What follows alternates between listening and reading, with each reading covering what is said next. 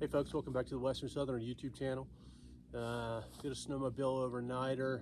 It's negative 15 at the coldest part of the night. It's about negative 4 right now.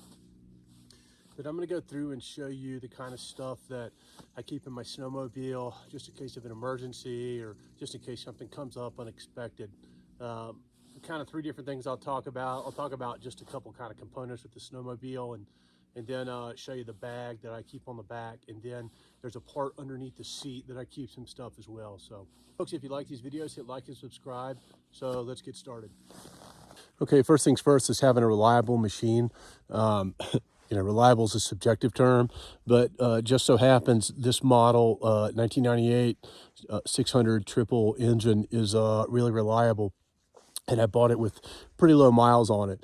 I put about 500 miles on it since I got it. And, you know, 500 miles is a lot on a snowmobile. I'm going to show you some things in the engine compartment here. Okay, first thing is I use this AGM battery. These batteries do not, it's called absorbed glass mat. These absorbed glass material. These batteries don't freeze and they don't discharge in super cold weather. So, you know, you can use the old-fashioned battery. I had one in it for a little while. It kind of petered out, and I like this AGM battery a lot. I think it was maybe like $20 or $30 more, and I got that one at Walmart. Second thing is my oil. So I always make sure this is topped off before I go out on a trip. You know, if you run out of oil, you're up the creek, man.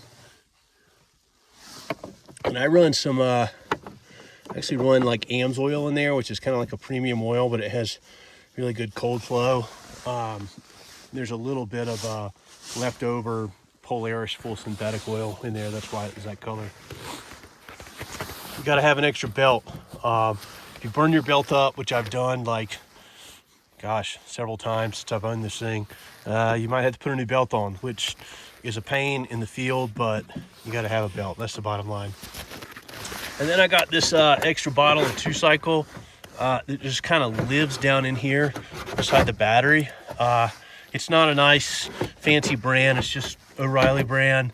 And I keep that, I guess, you know, I figured maybe if my oil injection pump went out or something, worst case scenario, I could dump that bad boy in the gas tank and lamp it home without too much damage. The other thing is I always make sure the gas is fully topped off before I go out. This snowmobile does have electric start, but it also has a full start on it, which is a really, really nice feature. So if for some reason the battery died or the starter failed, you can yank on this pull start and get this thing started. So most snowmobiles come with like a little box or something like this, and I think this one came with like a toolkit, and there might be a couple pieces of it in here. But you want to have replacement spark plugs to fit your snowmobile on the snowmobile, and that's in case you foul a plug. Basically that means you mess a plug up. That way you can pull out the plugs and replace it and put new ones in. I also have a spark plug socket here and a ratchet as well. Now these are some kind of janky tools that came with it. You can probably pull spark plug out with this wrench if I had to guess. Well, no, you can't. So there you go. And, you know, an extra one of those just in case, but don't tell anybody that's in there. All right, last thing is I'll say about the snowmobile is that I do have a high and a low beam headlight, and both of the headlights work. I can't tell a terribly big difference between the headlights. I don't think it's a good idea to have both of them working. Just in case one fails, you can turn the other one on and have a backup. The old 2 is 1, 1 is none rule, right? Okay, so next I'm going to show you about this bag I keep strapped to the back. Got this 40-liter duffel bag. You guys know I like duffel bags. It's kind of a rubberized material, so it's pretty waterproof. It's also pretty stiff when it's really cold, so something to know. But this one is made by the kind of Arctic, right? The kind of Fake Yeti brand or whatever. And I keep some kind of like trip-specific things in this. This thing just kind of lives on here. I keep some bigger stuff in there as well. Okay, so I got 2 sets of goggles that just live in there.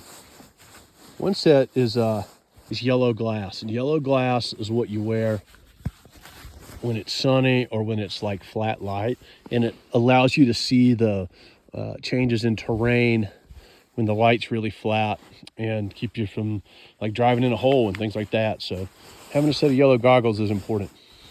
These are cheapos. These are on, I got these on Amazon, and I got a tinted set that I got several years ago. And you know, Julie or something, they're like 16 bucks, but they work fine for me. And in here, I've got a little mini come along. If I get stuck, right, I can use this to winch this thing out of a hole. Now, one time I did get stuck, and I had to use a full-size come along to get it out. Carrying a full-size come along versus this mini come along is a little different scenario. So in this bag with the come along, I've also got this 50-foot long synthetic, like small ATV winch rope, and this thing is pretty sweet. Doesn't stretch, really lightweight actually, and it's synthetic, so it's super strong. I think I got it at Harbor Freight. It was cheap. It was on sale. It might have been 13 bucks. I was so surprised at how cheap it was. I could not get it for this thing. And it comes with a hook in it. You know, I've used this and like tied figure-8 knots in it and used to come along to winch things out with it. So this is a good little find, in my opinion, for a snowmobile. So when I'm going out, you know, if I want to bring like a snack or a water bottle, again, like trip specific stuff, I'll throw a little something in there like that. An extra hat, another set of gloves, you know, and it just kind of lives right there. Something that's really important is I have this thing attached at 2 different spots, okay?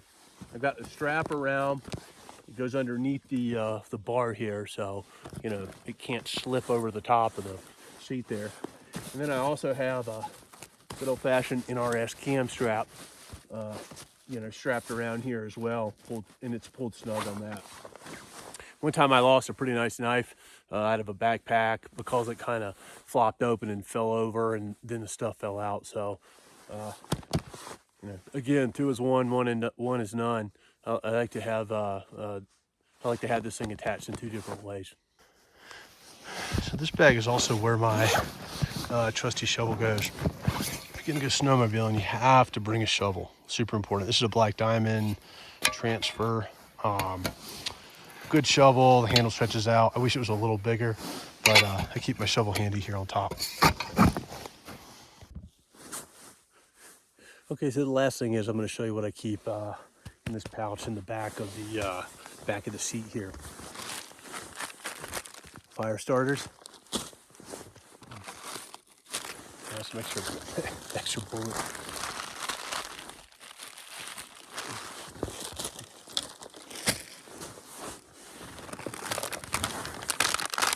Little trauma pack thing with some gauze and some odds and ends. It's like a snowmobile trail map for the local area that I go to a lot. Yeah, good old-fashioned little Mora knife. Cheap, but it just stays in there all year round, just in case. I always have a knife in my pocket, but if I lose it, I've got that one in there.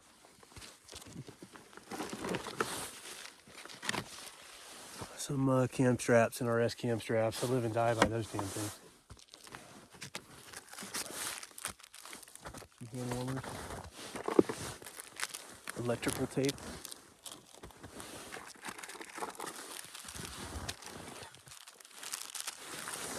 Lance crackers.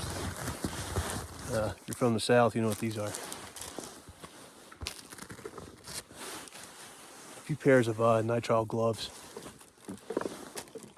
Biohazard and repair.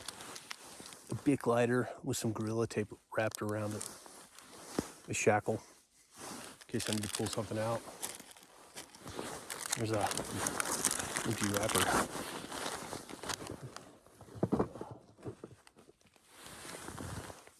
Snowmobile sticker.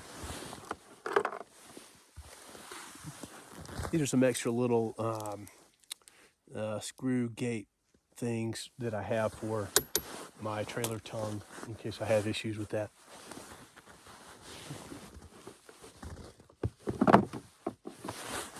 full can of all-season gas.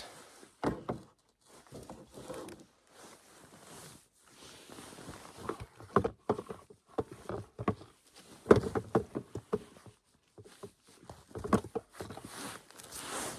a little cook pot just in case.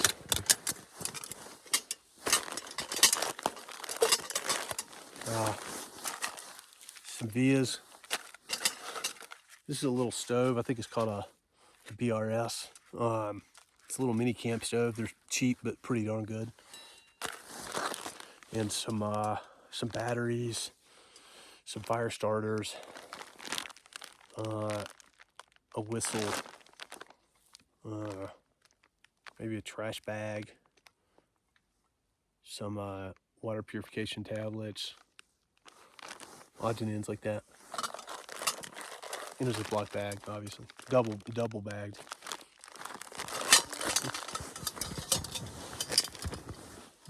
There's also a sheet of paper in there with like my name, like my phone number, email, blood type, birthday, you know, that kind of stuff in case something happens, somebody finds my snowmobile. I guess they could look at the number on the side too. An old beater hatchet, good to have around.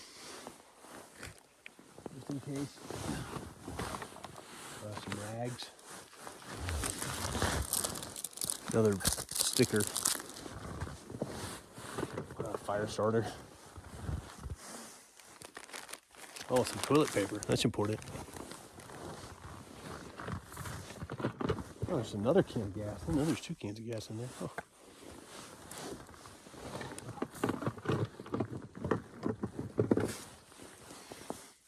Pair of long nose pliers. I don't know why I put that in there, but I probably did it for a good reason. Another shackle. A wad of blue rags.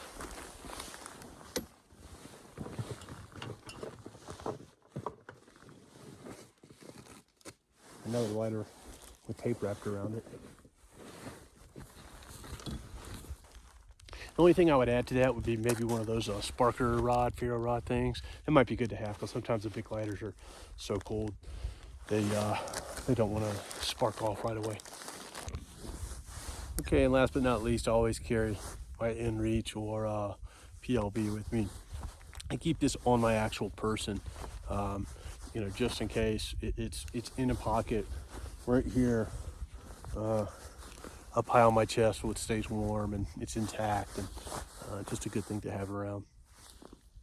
All right, folks, I hope that's helpful. I certainly don't advocate doing solo snowmobiling, but if you do go, it's good to have some things just in case you run into problems or unforeseen circumstances. Hit like and subscribe, and take care.